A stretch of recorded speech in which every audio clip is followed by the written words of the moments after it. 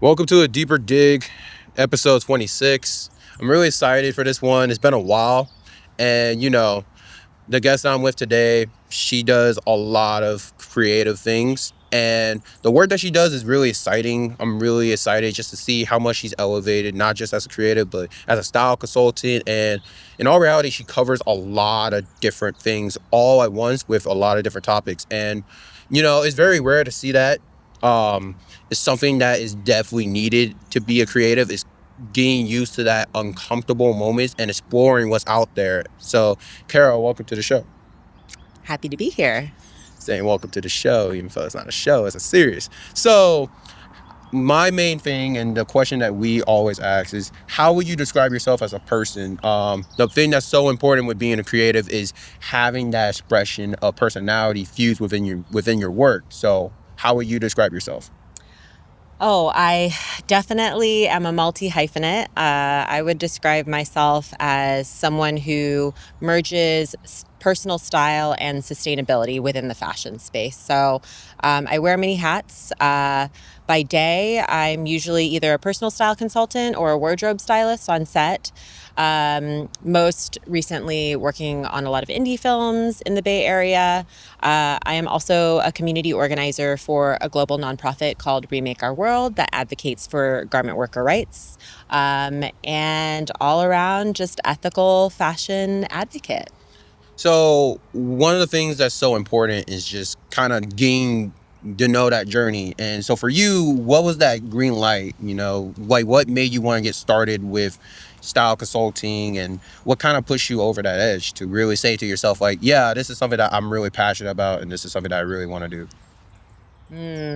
There were a few green lights that got me to where I am today, but I can start from the beginning. I fell in love with fashion at a very early age. I watched my mom getting ready in the morning and just like really, really loved the art of putting a look together. She's definitely like one of my first ever style inspirations. I think, fast forward to, the rise of fast fashion around, college era for me, Forever 21, H&M, Zara, all those places, those were shops that really captivated a lot of people in my generation in terms of like keeping up with the style trends, at an accessible price point. So I fell into the trap of being someone who is like a bit of a shopaholic. Just this need to keep up and make appearances, in different social settings. Just as a first generation Filipino American, I, like many others, felt this need to assimilate. And one of the best ways you can do that is through, your style, right? As soon as I got out of college, I realized, from a financial standpoint, being a fast fashion shopaholic was not financially sustainable for me. And then, I started to kind of dive deeper into what that meant to be a more conscious consumer. So I started an account called The Flip Side, which is both an homage to my roots as a Filipino American, the flip side, but it also sort of was a play on words talking about the flip side of fashion. So from there, I found this community of people who were really interested in pursuing sustainability within their the fashion space, as well as just like an overall sustainable lifestyle. So I dove a lot deeper into like the detrimental effects of fast fashion in terms of like a humanitarian scale, but also an environmental scale. At the same time, I was also discovering that I really, really wanted to be in the fashion world, but from a very conscious and ethical perspective. So I fast forward to like 5 years later, or 5 years ago, I decided to go on my own and pursue freelance personal styling and wardrobe styling, and Remake, the global nonprofit that I'm a part of, that I do community work for, just kind of fell into my lap. I wanted to just like reach out to local sustainability advocates, and they had an SF chapter out here, and there was a need for a community organizer, and here I am. And one of the things that's so interesting about the fashion space in particular is just there's a lot of different ways that people can go about fashion, and there's a lot of different methods. Like there's a lot of association with minimalism, there's a lot of association with just having that form of expression. And one of the things that I'm actually curious about is your fashion sense. From you personally, how would you describe your own fashion? Oh, my fashion sense, I think it changes frequently, but at its core, it's pretty, color oriented, I'd like to say, but minimal silhouettes. Like I like to dress for my day and my lifestyle. So it's usually on the go. And so, yes, I'll dress fun, definitely dopamine inspired. But I also want it to feel effortless, like I can move around in it. Like you can see I'm wearing like a full linen set, but to keep it fun, it's got like these pops of color in it. So I would say like effortless, but maximum color. Mm. And I mean, would you also say that when you dress, do you dress for like the occasion? Like, for example, let's just say like it's a New Year's party. Will you dress for that occasion, or will you still keep the same like, silhouette that you have? I think it really depends. I would say that I'll do my best to dress for the occasion, but at the end of the day, I want to dress like for my body type, for my comfort level. So I still like to make it fun and chic, but I also want to feel like myself. So I don't want to, overdo it with the layers or anything. While I appreciate how other people style themselves and use really funky ways of like layering and accessorizing. For me, I like to keep it pretty simple. But to make up for the lack of accessorizing, I go for color. Yeah, absolutely. And one of the things that's also interesting to talk about is definitely the status of the Bay Area, particularly in like the Oakland and San Francisco area. And so when you go ahead and you do a lot of different events, like the SF Art Fair was recent, and just exploring those opportunities, what are some things that you notice about the Bay Area in particular when you go ahead and you do like involve yourself with different projects, different fashion, different type of associations? How do you really see the Bay Area kind of making these changes?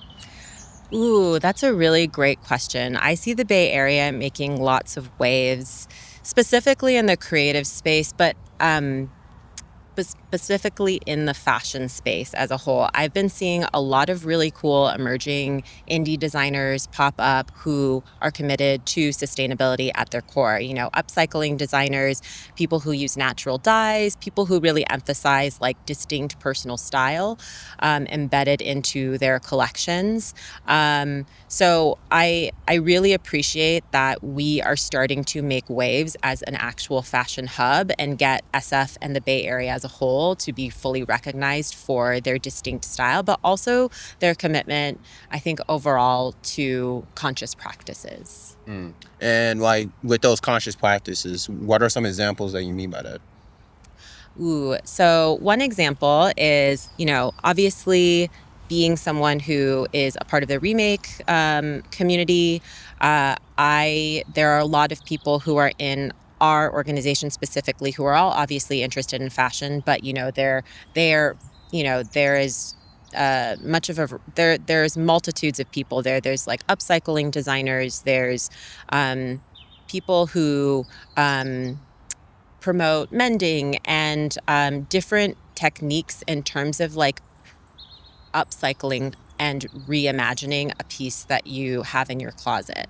So I don't know where I was going with that, but repeat the question again. Just one of the example of cultural practices, Cultural practices. and how that's important. Right.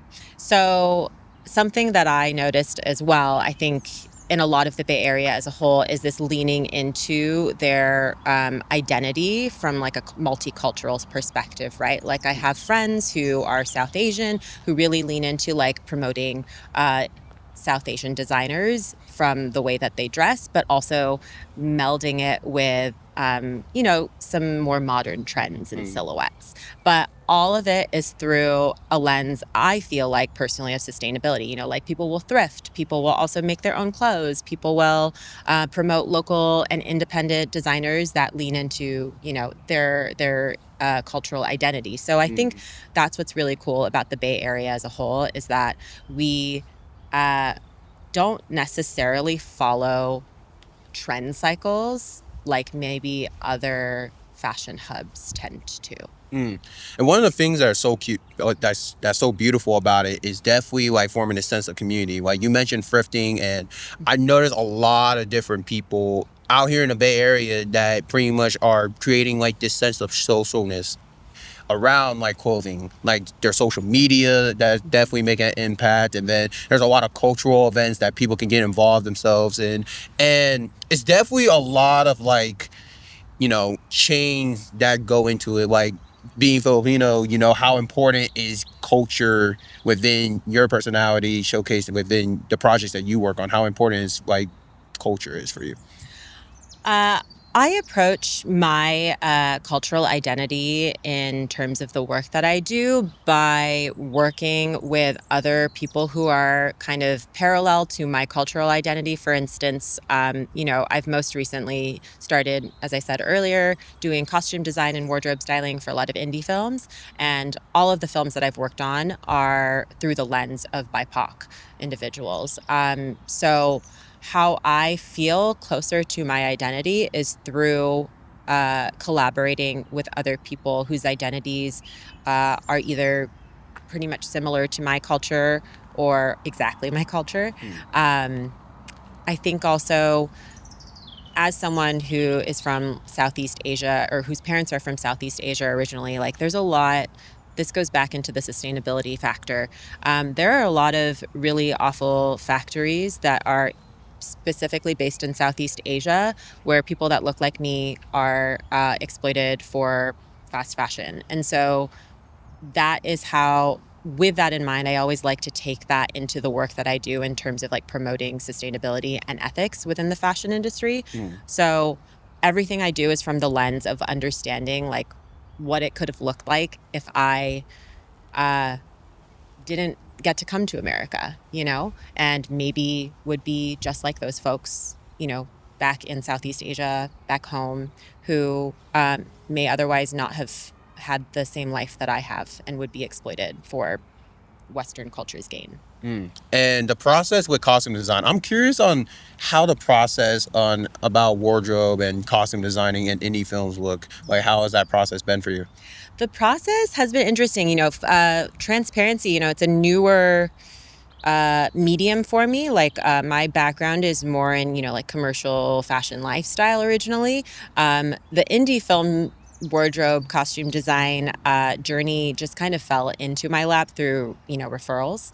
But what I really like about it is the storytelling of individuals through the looks and collaborating with the director. So I think it's to be a part of a crew and cast who really just make this whole world within a film for like a few days or weeks on end is really interesting to me. So I wouldn't say it's necessarily like different in terms of like my process as a stylist, but it's more fun and exciting to get to try to visually tell a story of one's culture or maybe even personal experience through a director's eyes. And I'm curious as well, like, do you notice anyone, it could be from the Bay Area and it could be a part of your life, it could be anyone in general, who like are some people that inspire you? Some people that inspire me, specifically in the Bay Area, I feel like it's just creatives in general. I think it's people who are committed to innovation within whatever medium they're in, whether it's photography, fashion design, what have you. But they also incorporate, going back to it, sustainable practices. You know, some people. Can I say like individuals that come to mind? Name drops, name drops, name drops, name Name drop. drops, name drops. I'm going to name drop my girl Simra, who's an incredible photographer from the Bay Area. I've worked with her on a few collaborative shoots recently, and follow her. She is an incredible photographer who really tries to uplift South Asian talent and creatives in the Bay and her work. So she's someone who I really see merges both her passion for photography and her culture into the work that she does. And yeah, as far as like in terms of fashion folks, I think it's just like the people around me that I like hang out with all of the time. People in my remake community are constantly inspire me in terms of like how they reimagine their own personal style by being committed to, the secondhand momentum that we are seeing now with these newer generations. So yeah, I would say those are my biggest idols at the moment. Shout out to all the idols. Shout out to them. And one of the things that is also pretty important is seeing how fashion in this day and age, and I mean fashion as well, but also in the creative space, just seeing how like we're kind of entering this new, in a sense, era. Like people are going about their style, people are going about their creative practices in so many different ways. And I feel like one of the things that's so important is the power of social media. And for you, how important has social media played a factor into, growing your community and also growing your brand? Oh my gosh, social media, no matter how much of a push and pull I have with it in terms of my relationship to it, has definitely impacted me in terms of my career trajectory for the better, I think. If it wasn't for me starting my account to initially just, find community in sustainable fashion, I wouldn't have realized that there was a career path for myself that could be fully my own. I found, a lot of the work that I've done has been through social media. People have found me through it.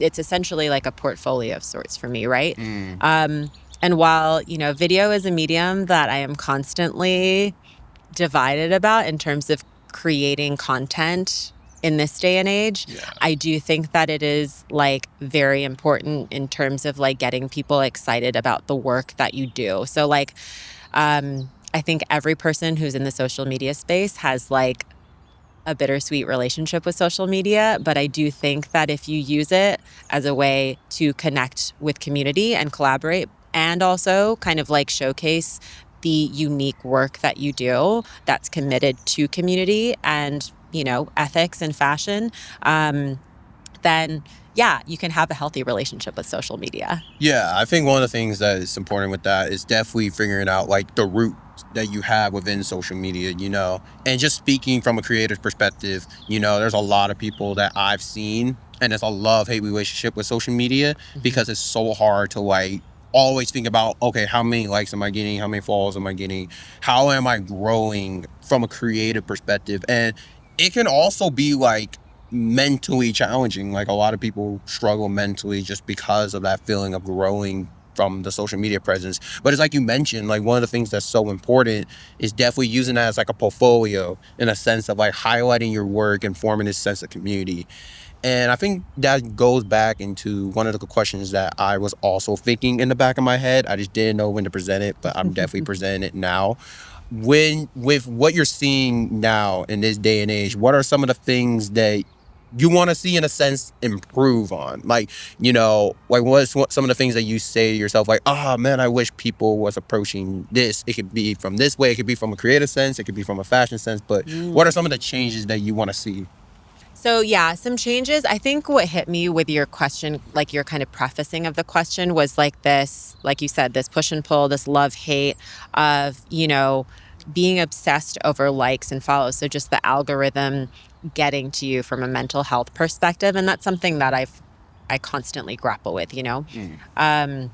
So I think I would like to see more people actually, hot take, moving away from social media and, diversifying the platforms that they're on. Like I see a lot of people doing Substacks, Patreons. And I think like while that still is sort of like in line with aspects of social media, it is like a way for you to reclaim kind of the work that you do and focus on the work and the purpose and the goal of why you're doing what you're doing, as opposed to worrying about this constant need for instant gratification with these likes and follows. I notice in, our generation and younger generations that, people actually like go to school and are like, I want to be a content creator right after college. And that's something that I didn't grow up with. I grew up with social media just starting, Mhm. as I was leaving college. And so it's a really interesting phenomena for me to see people who like want to be a content creator full time. And I fully respect that route because it is like a really unique way of like maybe even just starting to understand what you want right after you get out of school. And then maybe like, um, you know, adapting in new ways and finding like what your actual medium is like later on. Yeah. So yeah, I think I want to see more people moving or at least diversifying the platforms that they're on. Like getting out of their comfort zone. Exactly. Yeah. No, one of the things that I definitely do agree with, I definitely agree with that statement. But one of the things that I want to see more of is, some people, like, you see some people, they're mostly focused on mainly Instagram, prefer to, like, other platforms like YouTube and X, because it's called X now. But, I just feel like more and more people, I do really like that take, but I also do want to see more and more people kind of multiply and multitude the platforms they already use. So not just be just with Instagram, but expand across YouTube. Like, Exactly. you can learn more tools that way. Like, you can learn more about video editing and details with YouTube, because that focuses a lot of precise and small details with precision. And Instagram is more like aesthetics. Like, I mean, for the most part with Instagram, and you probably already know, there's a sense of aesthetic that you have to have with your feed and with how you approach creativity, because you appeal to your audience that way. That's how you form the sense of community. And especially with this younger age, you see how people are like, hey, like, I can become a content creator because he became a content creator. And it gives people a sense of opening their worlds to really exploring what it is that they love. And one of the things I'm curious about is that, you ever had someone, it could be like, someone from your audience, someone from your community that just said, hey, I really love your work, and inspires you to go like even further with your work. Like, how does that feel? If that's ever happened to me before. No, Or- I'm pretty sure it happened. Yes, it has. Yeah. It has. How does that feel for you? The feeling of someone like somehow being inspired by the work that you do to inspire like what they do, or even if it's just like an aspect of their life, is very humbling, because it means that like the core of why I do what I do is actually coming to fruition. Like um, starting out as just initially a content creator and then moving into styling and more kind of like behind the scenes work is something that I've always really wanted to do, because at the end of the day, I want to, like, again, highlight why it's important to question, the fashion industry and sustainability and just the environment and all the intersections that come with that. And so, yeah, when someone comes up to me and says that, like, oh, I follow you and I like really, really love how you've stayed so committed consistently to what you've been advocating for ever since you first started. I think that when someone says that to me, as recently as like a couple weeks ago, it's very humbling, because it means like, okay, like, all the blood, sweat, and tears from all these years of, kind of, maybe there's stagnant periods of like my creativity, the burnouts that sometimes comes with being a creative. It was all worth it because someone still resonates with what I'm doing. So yeah, it feels good. Yeah, 100%. day. And we can close on this question, but let's just say you have someone that is like in your shoes, but they want to get started, but they don't know how. What is some advice that you have for the people out there that want to get started on this creative journey and they just don't know how to get started? My advice for someone who is just trying to get started on this journey, and this is something that I need to give advice to myself about. So this is just as much advice for me as it is for, person starting out, is to be okay with not being perfect. Just put it out there, and you'll learn what you like and don't like in terms of whatever medium you're trying to pursue as you go. Just put it out there. Don't overthink it. Don't like get bogged down with the aesthetics or, the algorithm, or like all these statistics telling you like this is the way that you should do it. Just do exactly what you want to do as long as there's a purpose of community and integrity behind it. Absolutely. Kara, it's been a pleasure. Thank you so much for joining us on this beautiful, windy day at Walking Mill Park. Thanks for having me.